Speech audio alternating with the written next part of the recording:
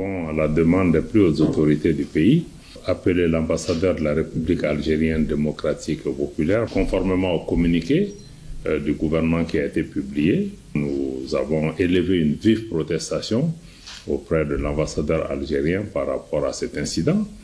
Et nous avons marqué aussi notre grande surprise que cet incident soit intervenu entre le Mali et la République algérienne démocratique et populaire, et surtout notre mécontentement. Le Mali et l'Algérie ne sont pas des pays en guerre.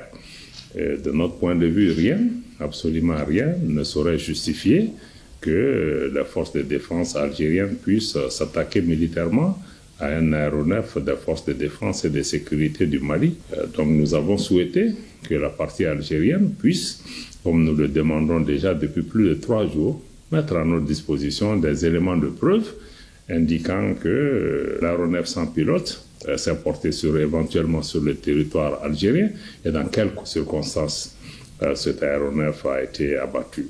D'abord, il était possible de pouvoir entrer en contact avec les unités maliennes.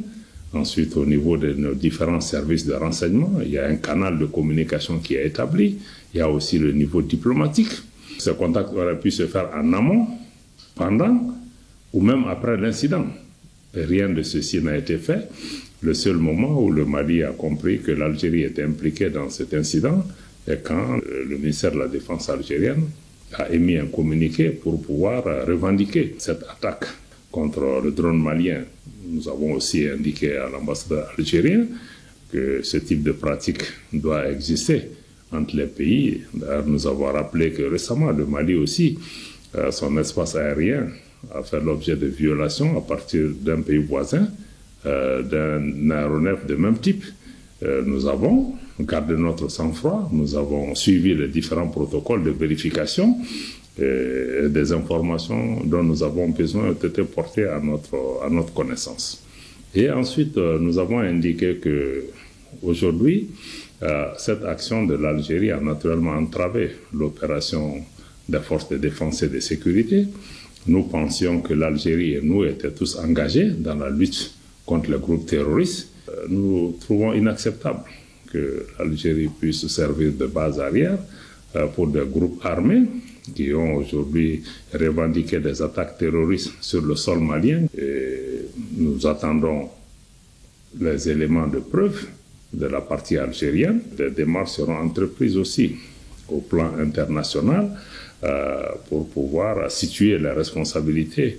Il s'agit d'un précédent extrêmement fâcheux entre des pays voisins, parce qu'il n'est pas exclu que des aéronefs d'autres pays ou algériens puissent se déporter éventuellement sur notre territoire, même si dans ce cas-ci, nos forces de défense et de sécurité sont formelles.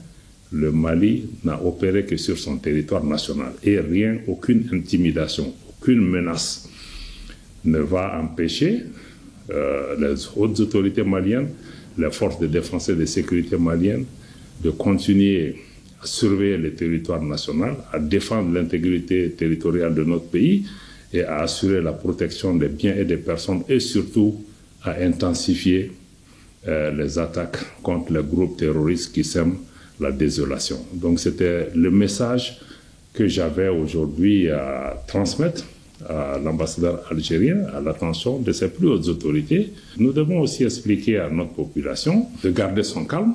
Toutes les démarches nécessaires à tous les niveaux seront entreprises pour préserver les intérêts du Mali.